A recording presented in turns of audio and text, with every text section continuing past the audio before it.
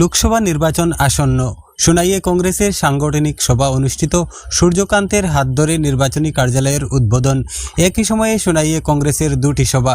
Sonai block Congress বনাম আমিনুল কংগ্রেসের গোপন যুদ্ধে কংগ্রেসে ফাটলের সম্ভাবনা। সোনাইয়ে দলীয় কর্মীদের নিয়ে শুক্রবার সন্ধ্যা 7 ঘটিকায় এক মত বিনিময় সভার আয়োজন করা হয়। সভার শুরুতে স্বাগত এবং উদ্দেশ্য ব্যাখ্যা করেন সোনাই ব্লক কংগ্রেস সভাপতি আক্তার হোসেন বড়ভূইয়া ওরফে আক্কা। আসন্ন লোকসভা নির্বাচনে ভোটের রূপরেখা তৈরি করতে সভায় প্রত্যেক মণ্ডল কমিটির সভাপতির মতামত নেওয়া হয় এবং মণ্ডল ভিত্তিক সভা আয়োজন করার সিদ্ধান্ত নেওয়া হয়। এদিন বক্তব্য রাখতে গিয়ে ব্লক কংগ্রেস সভাপতি আক্তার হোসেন বড়ভূইয়া আগামী নির্বাচনে দলীয় কর্মীদের একজোট হয়ে নির্বাচনে ঝাঁপিয়ে পড়ার আহ্বান জানান। এদিন সভা চলাকালীন সময়ে উপস্থিত সভাপতির কাছে খবর আসে আসাম প্রদেশ কংগ্রেস সভাপতি ভূপেন বরা সহ দলীয় উচ্চপদস্থ নেতৃবৃন্দ সভায় আসছেন, তবে রাত 9টা বাজলেও উপস্থিত হননি ভূপেন সহ অন্যান্য কর্মকর্তারা। এদিকে সদ্য কংগ্রেস দলে যোগদান করা সোনাইর প্রাক্তন বিধায়ক আমিনুল হক লস্করের বাড়িতেও একই সময়ে এক সভা অনুষ্ঠিত হয়। সে সময় সেখানে উপস্থিত ছিলেন কংগ্রেস সভাপতি ভূপেন বরা। কংগ্রেস নেতা ইজাজ হোসেন লস্করের বক্তব্যে আমিনুল বিরোধী ইঙ্গিত পরিলক্ষিত হয়েছে। মধ্য সোনাই জেলা পরিষদ সদস্যের দুবারের প্রতিনিধি তথা প্রাক্তন সোনাই যুব কংগ্রেস সভাপতি ইজাজ হোসেন লস্কর বলেন, জনৈক ব্যক্তি সদ্য কংগ্রেস দলে যোগদান করেছেন, যার বিজেপির উচ্চ পর্যায়ের নেতাদের সঙ্গে গোপন আঁতাত রয়েছে। তিনি কংগ্রেস দলের কিভাবে ভোট কমানো যায় সেদিকে কাজ করে যাচ্ছেন। বক্তব্য রাখেন সদ্য কংগ্রেসে যোগদান করা তৃণমূল কংগ্রেসের রাজ্য সম্পাদক ডক্টর শান্তি কুমার সিংহ। তিনি বলেন, বিজেপি সরকার এবার সরকার গঠন করলে হয়তো আর কোনোদিন নির্বাচন হবে না, রাজা প্রজার শাসন শুরু হবে, যাহা ইতিমধ্যে বিভিন্ন সংবাদ মাধ্যমে কয়েকজন নেতা এর ইঙ্গিত দিয়েছেন। ভারতের সংবিধান বদলিয়ে ভারতকে পঙ্গু করার চেষ্টা করছে বর্তমান সরকার, যাহা ইতিমধ্যে বিভিন্ন সংবাদ মাধ্যমে কয়েকজন নেতা এর ইঙ্গিত দিয়েছেন।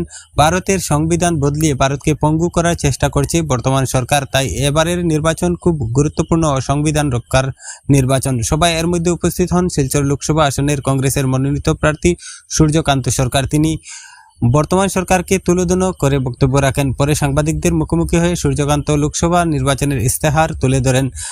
তিনি আসন্ন নির্বাচনে বিবেক ভোট প্রদানের আর্জি জানান, যাতে ভারতের সংবিধান রক্ষা হয় এবং বিজেপিকে প্রতিহত করতে জাতি ধর্ম বর্ণ নির্বিশেষে তাকে জয়ী করার আহ্বান জানান। এছাড়া সবাই বক্তব্য রাখেন জেলা সংখ্যালঘু বিভাগের সভাপতি আনসারুল হক বড়লস্কর, জেলা কংগ্রেসের সম্পাদক সাবির আহমেদ বড়লস্কর, সোনাই যুব কংগ্রেস সভাপতি রাকিব হোসেন মজুমদার প্রমুখ। এদিন সভা শেষে সোনাইয়ের হাসপাতাল রোডে নির্বাচনী কার্যালয়ের উদ্বোধন করেন সূর্যকান্ত সরকার সহ কংগ্রেসের বিভিন্ন স্তরের কর্মীরা। আমি সর্বপ্রথমেই সমস্ত সোনাইবাসীকে ঈদ উল ফিতরের আমার আন্তরিক শুভেচ্ছা এবং ভালোবাসা জ্ঞাপন করছি। আজকে সোনাই বিধানসভা ভিত্তিক কেন্দ্রীয় নির্বাচনী কার্যালয়ের উদ্বোধন করলাম। এই কার্যালয়ের মাধ্যমে সোনাই এলাকার আমার যারা কংগ্রেস কর্মকর্তারা আছেন, আগামী 26 তারিখের নির্বাচন উপলক্ষে প্রত্যেকেই সম্মিলিতভাবে আগামী নির্বাচন 26 তারিখ নির্বাচনে যাতে সবাইকে সোনাই এলাকার সমস্ত সম্মানিত নাগরিকদের সহযোগে এই যে গণতন্ত্রের সবচেয়ে বড় উৎসব, এই উৎসবকে আমরা সুন্দরভাবে এবং সাফল্যমণ্ডিতভাবে বিশেষ করে কংগ্রেস দলের অনুকূলে আমরা করতে পারি, আমাদের এই প্রয়াস থাকবে। বিশেষ করে আপনারা যারা সাংবাদিক ভাইরা আছেন, আপনাদের কাছে অনুরোধ করব যে আমাদের সোনাই এলাকার যারা কংগ্রেস কর্মকর্তারা আছেন তাদের সাথে যাতে আপনারা সহযোগিতা করেন।